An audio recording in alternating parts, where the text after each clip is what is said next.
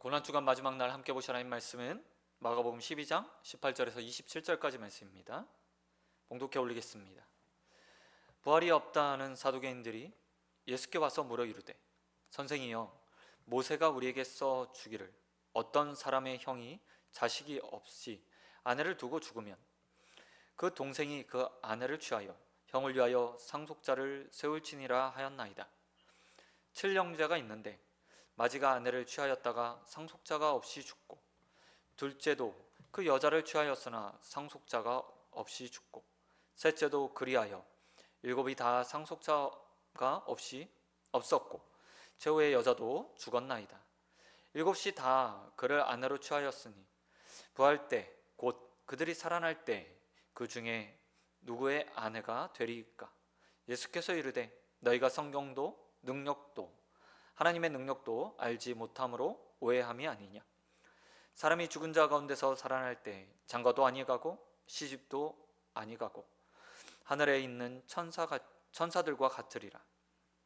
죽은 자가 살아났다는 것을 말할진대 너희가 모세의 책 중에 가시나무 떨기에 관한 글에서 하나님께서 모세에게 이르시되, 나는 아브라함의 하나님이요 이삭의 하나님이요 야곱의 하나님이로다 하신 말씀을 읽어보지 못하였느냐. 하나님은 죽은 자의 하나님이 아니요 산 자의 하나님이시니라. 너희가 크게 오해하였도다 하시니라. 오늘 말씀 가지고 부활을 소망하며 라는 제목으로 말씀 같이 나누겠습니다.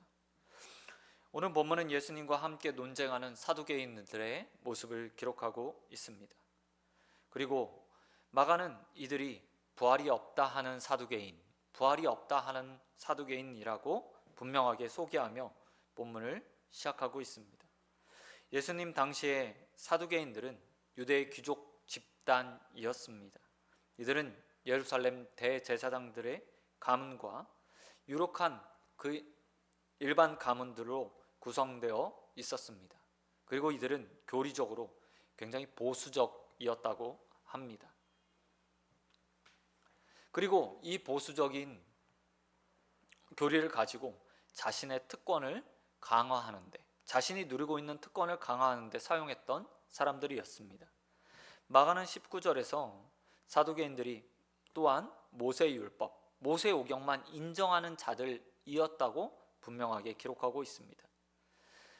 사두개인들과 달리 바리새인들은 천사도 믿었고 부활도 믿었습니다. 그러나 사두개인들은 정반대였죠. 천사도 부활도 부정하는 자들이었습니다. 그런 자들이 오늘 예수님께 나와서 부활에 관해서 이야기하고 있습니다. 오늘 사두개인들이 예수님께 말하는 이야기를 보시기 바랍니다. 7사람을 아내로 둔 과부의 이야기, 그리고 그가 부활했을 때 과연 누구와 결혼할 것인가? 라는 질문으로 예수님을 곤란하게, 위기에 빠뜨리고자 하는 마음이 있었습니다. 그리고 자신의 말들, 질문을 통해서 부활을 부정하고 싶다는 것이 그들의 말 가운데 가득 담겨 있습니다. 이런 사두개인의 질문에 예수님께서는 26절에서 출애굽기 3장 6절의 말씀을 인용해서 부활이 있다고 말씀하십니다. 모세를 향해서 가시떨기 나무에서 자신을 소개하셨던 하나님의 말씀, 나는 아브라함의 하나님이요 이삭의 하나님이요 야곱의 하나님이다 라는 말씀을 들려주시며, 이것이 부활과 관련이 있다고 말하고 있습니다. 아브라함의 하나님, 이삭의 하나님, 야곱의 하나님이라는 말씀, 이 말씀은 과거의 너의 조상의 하나님이 아니라 여전히 나는 그들의 하나님, 살아있는 아브라함, 이삭, 야곱의 하나님이라고 하신 말씀이라고 주님은 이야기하고 계십니다.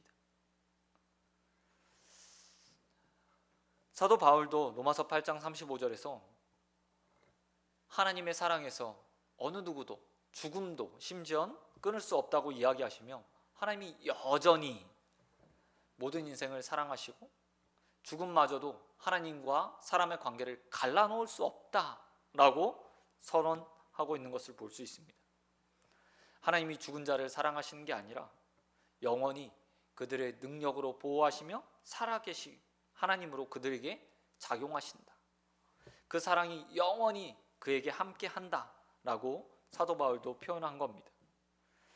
예수님은 27절에서 하나님은 죽은 자의 하나님이 아니라 산 자의 하나님이라고 말씀하십니다.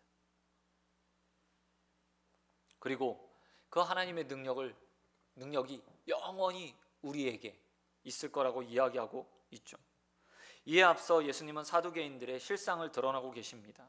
24절에서 사두개인들에게 이렇게 말씀하시죠. 너희는 성경도 하나님의 능력도 알지 못한다 라고 단정하여서 선언하십니다. 하나님의 말씀, 특별히 그들이 생각했던 모세의 오경을 통해서 그들이 얻고자 하는 것은 무엇이었습니까? 바로 지금 누리고 있는 특권을 유지하는 것. 말씀을 끌어다가 그들의 삶에서 취사 선택하여서 자신의 특권을 유지하는데 오로지 그들은 말씀을 사용했던 자들이었습니다.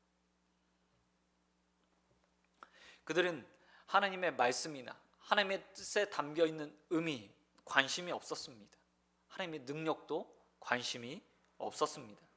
오로지 기록된 성경, 모세 오경을 통해서 자신이 누리고 있는 현재의 삶을 유지하는 그 일을 증명하는데 사용했던 사람들이었습니다. 그런 사두개인들을 향해서 예수님께서 말씀하십니다. 너희는 성경도 모르고 하나님의 능력도 모르는 자들이다.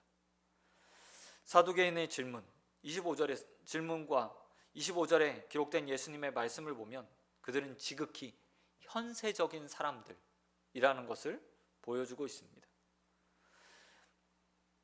지금의 육체 그리고 제도만 유지하는데 급급한 사람들이었다는 겁니다. 그렇기 때문에 그들에겐 부활도 큰 관심이 없었고 부활 이후에 그들의 몸이 어떻게 될지에 관심도 없었습니다. 그들은 오르지요. 이 제도가 죽음 이후에도 유지될 것인가 아닐 것인가? 아니, 그것도 부정하는 사람들이었다는 겁니다. 이런 사두개인의 모습들은 사실 현대 기독교의 모습과 별반 다르지 않습니다. 하나님은 하나님의 나라를 이야기하고 부활을 이야기하고 천국의 소망을 이야기하지만 현대를 살아가는 기독교인들의 모습은 오로지 오늘 하나님을 통해서 말씀을 통해서 어떻게 위로받을 수 있을까? 지금 복을 누릴 수 있을까에 집중하며 살아갑니다. 그래서 신학자들은 이런 현상들이요 번영의 신앙만 추구하는 사람들의 모습으로 표현하기도 합니다. 오늘 잘 살아보기 위해서 하나님 말씀을 끌어오는 거죠. 그리고 그 말씀을 통해서 내가 잘 살고 있는 이유, 잘 살아야 되는 이유의 근거로 삼고 있는 것을 볼 수 있습니다. 그런 우리에게 오늘 주님께서 말씀하십니다. 부활은 있다. 그리고 하나님은 오늘의 하나님뿐만 아니라 죽음 이후에도 여전히 우리의 하나님, 또한 우리가 믿는 하나님이 죽은 자의 하나님이 아니라 산 자의 하나님으로 영원한 우리의 하나님이라 되심을 우리에게 보여주고 있습니다.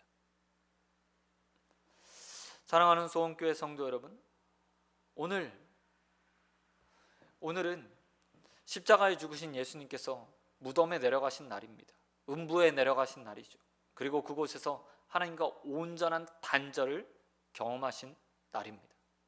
하지만 내일이 되면 그 상황이 바뀌게 될 겁니다. 부활의 아침, 주님은 죽음을 이기시고 부활하셔서 부활의 첫 열매가 되어 주셨습니다. 그리고 우리에게 영원한 삶이 무엇인지, 그리고 부활 통해서 우리도 또한 그렇게 부활될 것을 분명하게 보여주셨습니다. 그럼에도 불구하고 우리는 여전히 사두개인처럼 말씀을 통해서 오늘의 삶을 집착합니다. 말씀을 통해서 우리의 삶이 잘 되기를 바라고 살고 있습니다. 여러분, 그 모든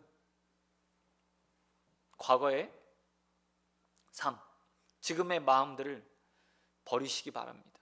그리고 부활하신 주님과 함께 영원한 부활을 소망하는 저와 여러분이 되시길 소원합니다.